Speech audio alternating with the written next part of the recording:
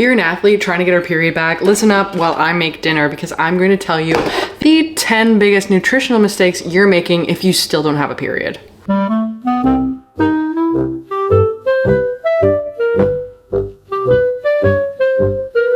Also, if you're new here, what the heck are you doing, Loca? Hit the subscribe button. I am Haley. I'm an online women's health and fitness coach, particularly with women who don't have cycles, because I hold that near and dear to my heart, because I struggled with hypothalamic amenorrhea for 4 years. So if you're struggling with hypothalamic amenorrhea, make sure you hit the subscribe button, hit the like button, hit the bell button, all the bells and whistles, and make sure you watch to the end, because I bet you are making at least one of these 10 mistakes.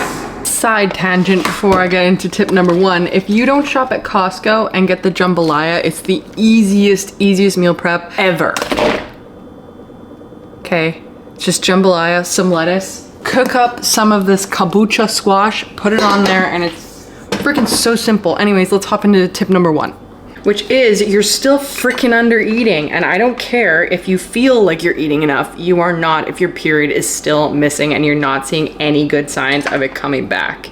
Research on low energy availability, aka LEA, also shows that even a slight deficit for a prolonged period of time can cause loss of period and hormonal issues. So what I do with my clients is I get them to track it. And I know numbers can be a little bit scary for some of you guys, but in another tip, I'm gonna give you some of the best practices that you can use to help normalize numbers and not make them control you anymore.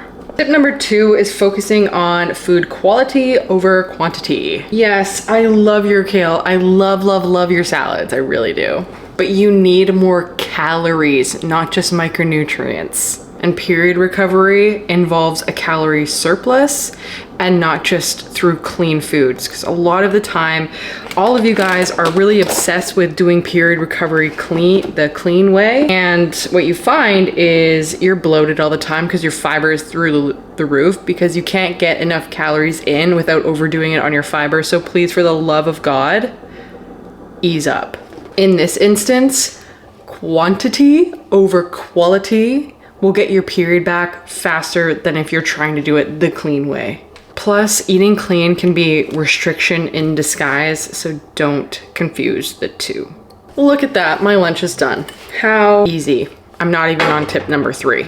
Tip number 3, you're not eating enough fats. Because if you're afraid of fats, it's probably because you heard that fats are over double the amount of calories than protein and carbohydrates. So fats are 9 calories per gram, carbs and protein are 4 calories per gram. If you eat less fats, you will inherently eat less calories. Okay, so we're going for the low fat, the no fat. We need to switch that up, okay? Not only is this going to help our hormones, fats are the literal building blocks of your hormones. It's also going to help with caloric intake and upping that. This might sound eccentric, but if you're only eating 45 to 50 grams of fat a day, you seriously need to up the intake. Of course, everyone is different, and I cannot give you a good answer because everyone is different and needs different amounts of fat. But a good rule of thumb is around like 80 grams of fat a day. And you can get this through whole eggs, whole milk, avocado, salmon, olive oil. Start putting oil in your vegetables. I know, I see you. You don't like plain vegetables, no matter how much you lie to yourself. Number 4 is eat more frequently. Skipping meals, even if your calories are higher, can cause blood sugar imbalances and cortisol to spike. When I was recovering from hypothalamic amenorrhea, I thought that I could fast until noon and get all of my 2,500 calories in the latter half of the day. And some days I was eating like 3,000 calories and it did absolutely nothing. I had absolutely zero sign that my period was coming back. It wasn't until I started to eat right in the morning and continuously throughout the day that I started to see progress forward. Number 5 is overdoing it on your protein. You have absolutely no problem getting your protein in, I promise you that. The bigger focus that you should have is on fats and carbs. This is what's gonna kickstart your reproductive system more. This is what's gonna kickstart your metabolism, get your digestion going, get your cognitive function at a better place, sleeping better, all of the above. Okay, so maybe skip the protein shakes, or at least add in some oats, add in a banana, some dried mango. Find ways to add carbs and fats into your protein meals that will make them more balanced and more period recovery friendly. Also, don't be afraid to eat carbs on their own, okay? Your insulin levels are gonna be fine. Number 6, stop obsessing over macros. Instead, marry them up with intuitive eating. So I love macros, I love numbers, I'm a numbers girl through and through. And the reason for that is not because I'm restricting in any way, it's because numbers don't lie. And if you truly want to progress, whether that be nutritionally, financially, business-wise, you need to know your numbers. I promise you, if you try and start a business and you don't know your numbers, your KPIs, it's gonna fail, it's gonna flop. And the same goes for intentional period recovery. If you have no idea what your numbers are at, then you're just gonna go in the same hamster wheel. And the reason for that is because your default is probably restriction. So you might feel like you're eating more food. You might feel like it's enough food. And lo and behold, when you track it, it's 1,700 calories. That's a problem. However, I also believe that we should be able to transition into intuitive eating, and numbers should not control our lives. So what I do with my clients is I marry up numbers and also intuitiveness. So paying attention to your hunger cues, paying attention to your fullness levels. Are we eating just out of emotion? Are we just eating because we're bored? Are we eating enough? That's what the macro tracking is for, is to just track if we are eating enough calories to get our period back. Because you don't want to be going around in circles and have zero progress like I did for 4 years. Like I was doing this for 4 years straight, and how frustrating is it to think that you're putting in the work and get absolutely zero return. It's really frustrating. So track in a healthy way. Number 7 is your carbs are too low. You need carbs to improve your leptin levels. It's your fullness hormone, and it lets your body know that, hey, I have eaten enough food, and ghrelin is your hunger hormone. So typically when we've been in a period of restriction, your ghrelin will be higher and your leptin will be suppressed until we get to a point where you're at a healthy body fat percentage, you're eating a good amount of food.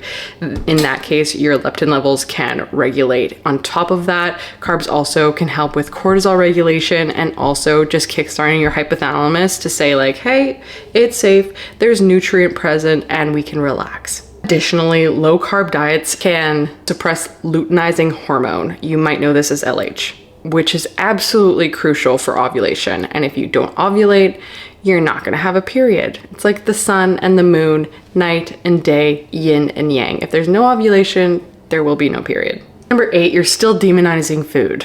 Again, the one thing I see most commonly in period recovery clients is their need to be perfect, and you don't need to be perfect. We don't need to completely eat on plan or only eat clean foods while we're going through this. If you are doing that right now, you're missing the point completely.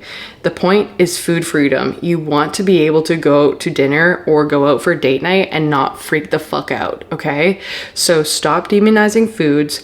Find ways to incorporate your fear foods on a day-to-day basis, so you're kind of giving yourself that exposure therapy towards them, so they're losing their power over you, and thus you can go out and you can have this food, move on with your day, and actually have the food freedom that you want, and you're not just avoiding it altogether. Avoidance is not a solution.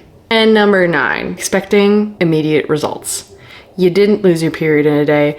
I promise you, you had all of these symptoms like low quality sleep, like your period becoming irregular. It's starting to become closer or further and further apart. This didn't happen overnight. It happened through a period of low energy availability that turned into relative energy deficiency, aka hypothalamic amenorrhea. So, yes, you are not going to get your period back in 1 day, okay, or 3 days, or even 3 weeks sometimes. I know that there's a lot of stories, and if you haven't watched one of my other videos of my 7 regrets going through period recovery, one of them was paying too much attention to other people's stories. Stay in your own lane. Yes, some people can get their cycles back within 3 weeks, and that is absolutely freaking awesome. I love that for people. However, you are not them and they are not you, and you need to stay in your own lane. So closing that energy gap is what you need to do, and it does work. You are not a unicorn or a butterfly. This is going to work for you. If you bring your body out of that caloric deficit, you are going to get your cycle back. Your body was made for reproduction. Please don't forget that, and don't expect your results to come overnight, because they're not going to. Just stay consistent, have your eyes on the prize. Stay consistent, have your eyes on the prize, and I promise you it will come in time. Number 10 is not tracking your biomarkers. If you're on period recovery, it can be a very long road and you're probably getting really defeated, and I totally get it, because you're putting in all of this work and effort and you're not seeing any return yet. However, please pay attention to your biomarkers, and those would include your sleep quality, your energy levels, your hair, skin, nails improving, your digestion, your cognitive function, your strength in the gym. All of these things are really good signs that your metabolism is upregulating and you're on the right path. After this, you will typically see some cervical fluid, so an increase in, you know what I mean? An increase in cervical mucus, specifically egg white cervical mucus. I know that's such a weird word, please forgive me. And this means that your estrogen is rising. So don't neglect your biomarkers, because there's so much evidence that you are on the right path in them. And if you don't track them, you can lose sight of the end goal and quit way too soon. So don't quit. Keep track of the things that are going well, rather than the fact that you just still don't have your period, because I promise it's coming. And that concludes this week's video, my friends. If you have any video suggestions or things that you want to see from me, leave it in the comments section. Also, please like, subscribe, hit the bell. You know what to do. And in the meantime, have the best freaking day of your entire life, and I'll see you in the next one.